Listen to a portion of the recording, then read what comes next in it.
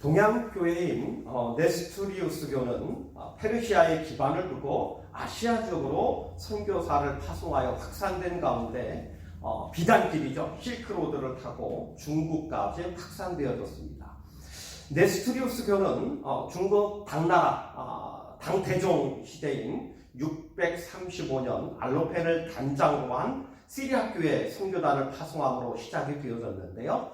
처음에는 페르시아에서 왔다고 하여 파사교로 불리다가 후에 노바에서 전래되었음을 인식하고 대진교로 불리운 가운데 광명정대한 종교라고 하는 경교란 칭호가 첨가되어져서 대진경교라는 명칭으로 널리 확산되었습니다.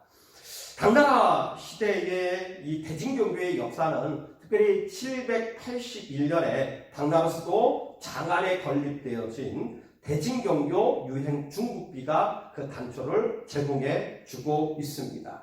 당나라 시대에 주요한 교육국이었던 이 페르시아와의 교역 관계를 유지하기 위한 차원에서 당태종은 경교를 국가가 인정하는 한 종교로 받아들이게 되어졌고 고종, 그리고 숙종, 대종, 덕종을 거치면서 경교는 삼위사 중에 하나로 황실 보호를 받으며 그 당시 중국의 민속 종교요 국가 종교였던 도교와 그리고 그 당시 중국 민중 속으로 확산되고 있던 불교 사상을 대폭 수용하여 토착화 작업을 시도하게 되어졌습니다.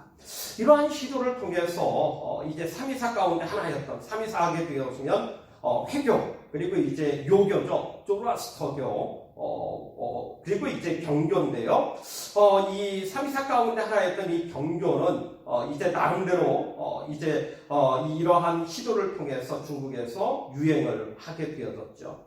하지만 궁극적으로 이제 이 토착화되어진 이 경교는 기독교 정체성을 상실한 채 민중종교로는 자리매김을 하지 못하게 되어졌습니다. 대중종교가 이렇게 밑바닥 종교로 파고 들어가지 못한 여러 가지 요인 가운데 하나는 신학교를 설립해서 이 본토 전도회를 양성하지 아니하고 계속해서 페르시아 지역에서 선교사들이 파송되어진 것에 기인하고 있기도 합니다. 그리고 대진경교는 외래 종교의 한계를 극복하지 못했는데요. 그것은 역시 대진경교라고 하는 이 명칭에서도 분명히 외래 종교임을 드러내고 있습니다. 이렇게 외래 종교의 한계를 벗어나지 못한 경교는 무종 때인 845년 이 회창멸법 조치와 그리고 희종 때의 대박해로 말미암아 중국에서 거의 자취를 감추게 되었습니다. 이러한 경교는 당나라와 교류하였던 통일 신라 시대에 한반도에 전래되고 심지어 일본까지도 전래되었을 개연성을 가지고 있습니다. 이와 관련해서 발해 유적지에서도 이 경교의 흔적을 발견할 수 있는 유물들이 출토가 되어졌습니다. 즉 십자가 목걸이를 한 이 협시보살 등 다수의 유물들이 출토가 되어진 것이죠. 특히 영국인 인류학자였던 E.A. 고든이라고 하는 분은 일제강점기 초기에 한국에 머물면서 불교 사찰을 살펴보던 중 한국 불교와 그리고 경교의 연결 가능성을 제기하게 되어졌습니다. 특히 경주 불국사 석굴암의 신장 그리고 관음상, 나한상, 제석천상과 그리고 통일신라 왕릉의 십이지상, 문상 등의 경규적 요소가 나타난다고 주장하기도 했습니다. 그는 자신의 이 같은 연구를 기념하기 위해서 특별히 금강산 장안사의 대진경교 유행 중국비를 경내에 세우기도 했습니다. 이러한 대진경교 유행 중국비 모조리는 현재 우리 남한 지역에서도 볼 수가 있는데요. 이인식 목사님이라고 하는 분이 개인적으로 경기도 안성시 고산면 가유리 동양선교문화연구원들의 건립을 한 것입니다. 혹시 관심 있는 학생은 한번 이제 그 금동을 지나게 되어질 때 가보시기 바랍니다. 아무튼 경주 지역에서는 1956년에 경주 불국사에서 돌 십자가가 출토되기도 하였고요. 그리고 이 외에도 전남 해남 대흥사에 소장된 동제 십자가나 그리고 마리아와 유사한 관음상 등을 그 증거로 내세움을 통해서 그 개연성을 높이고 있는 상황입니다. 이를 통해서 이제 역사적으로 보게 되어지면 마포 사무엘 선교사죠. 그리고 김양선 목사, 그리고 오윤태 목사 등도 통일 신라시대 경교 전례 가능성을 이야기하고 있지만, 현재에도 이 한국경교역사연구원의 원장인 이경훈 목사나 또 이제 동양선교문화연구원 원장인 이인식 목사를 비롯해서 적지 않은 그러한 이제 목회자 또 학자분에서 이제 이 경교의 전례 가능성을 이야기하고 있는 그러한 상황입니다. 이러한 네스토리우스교, 즉 이제 경교는 원나라 시대에는 중국을 정복한 몽고족과 함께 또 다른 이름인 야리가온이라고 하는 이름으로 들어오게 되어지죠. 중국에 들어와서 재응하는 그러한 모습을 보이기도 합니다. 야리가온이라고 하는 말은 이제 복음을 섬기는 사람이다 라고 하는 그런 뜻을 지니고 있습니다. 어쨌든 이러한 이 야리가온은요, 지배계층의 외래종교라고 하는 한계성을 지니고 있었고요. 더군다나 이 야리가온은 성경 번역에 소홀했을 뿐만 아니라 모든 예배를 시리아어로 집내해서 외래 종교의 이미지를 오히려 부각시키는 그런 결과를 초래하게 되어졌습니다. 결국 야리가온도 지배계층의 종교로 인식되어졌기 때문에 이제 한족이 다시 일어나 명을 세우고 원을 멸망시킬 때에는 함께 멸망당하게 되어졌죠. 이런 이제 원나라 시대인 13세기 말 서구 기독교죠. 서양 기독교인 천주교도 들어오게 되어지는데요. 14세기 초까지 계속해서 프란치스코 수도회 그리고 도미니코 수도회의 선교사들이 파송되어지기도 했습니다. 특별히 이 프란치스코 수도회의 루브르크 수도사는 압록강 부근까지 여행한 가운데 고려를 따올레로 표기해서 한국을 최초로 이 서양에 소개하기도 하였습니다.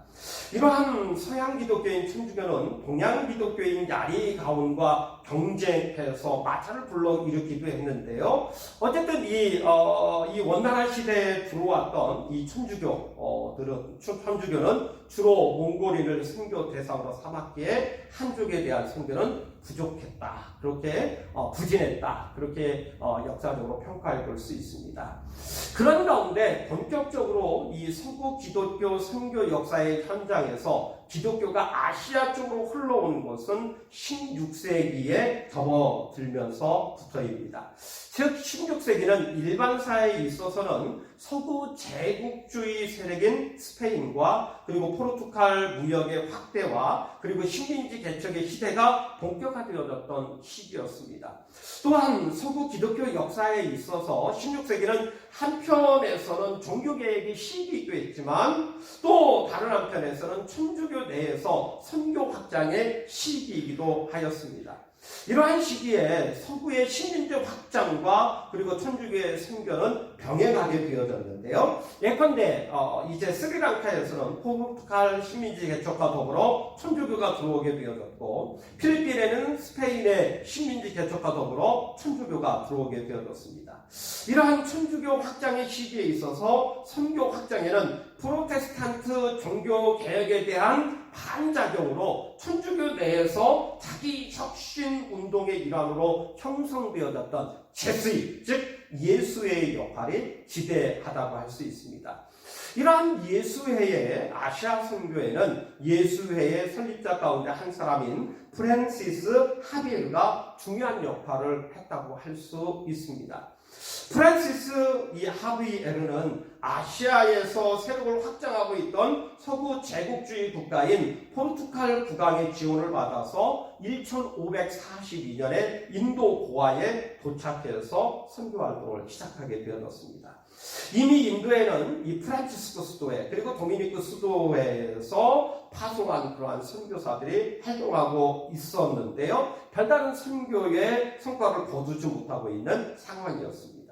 이러한 상황 속에서 이 예수회의 선교사였던 이 프랜시스 하비에르는 고아를 피해서 인도 남부지방을 중심으로 해서 선교 활동을 진행하게 되어졌는데, 인도 남부지방의 언어인 타무러로 교리문답서를 만들고, 그리고 자신은 남루한 옷을 입고 허름한 신발을 신고 낮은 자의 모습을 보이면서 가장 낮은 카스트 제도 밑에 있는 카스트라고 이야기할 수 있죠. 파리아 계급을 중심한 하층민을 대상으로 해서 이제 집단 개종을 시도했을 때 놀라운 선교의 성과를 거두게 됩니다. 또한 그는 대학을 설립하고 본토 전도인을 양성하는 일에도 힘을 기울이게 되어졌습니다. 더 나아가 하비에르는 인도 외에 말라카에서도 선교 활동을 벌이기도 하였습니다. 이러한 하비에르가 이 하층민을 대상으로 해서 선교를 했다라고 한다면, 또 다른 예수의 선교사죠, 노버트 드 노빌이라고 하는 선교사는 마드라를 중심으로 해서 상류층을 대상으로 선교 활동을 진행하게 되어졌습니다. 그는 탐로와 이 산스크리어를 마스터했고, 또 카스트 제도 하에서 상류계급인 이제 크리스천 브라만으로 자처하고, 상류계급을 대상으로 해서 전도하려면 인도화가 요구된다고 하여 소고기를 먹지 않고 인도 복장을 하여 마치 인도인처럼 행동하게 되어졌습니다. 더 나아가 그는 힌두교 학자들과 토론하고 선교할 때 힌두교 경전을 이용하여 전도하였고, 더군다나 개종한 사람에게도 모든 인도 종교의 관습을 직접적으로 이교적이 아닌 한 유지할 수 있도록 허용하게 되어졌습니다.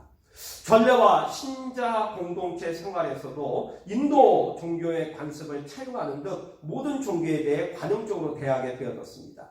이러한 노빌리의 토착화 선교 정책은 상당한 선교의 성과를 가져오게 되었습니다. 이처럼 이 하비에르, 프랜시스 하비에르와 그리고 노빌리의 이제 토착화 선교 정책은 당시에는 많은 개종자들을 만들어냈지만 궁극적으로 성경 번역을 하지 않고, 또한 철저한 신앙인을 만드는 데는 실패해서 한 세기가 흐른 뒤에는 인도에서 상당히 천주교의 세력이 약화되는 그러한 결과를 초래하게 되어졌습니다. 더 나아가 이 노빌리의 힌두 전례 도입과 관련된 그의 행위는 고아와 그리고 로마에 고발되어져서 1903년부터 인도 전례 논쟁을 일으키게 되었고, 궁극적으로 교황 베네딕트 14세에 의해 1744년 단죄를 당하게 되어졌습니다.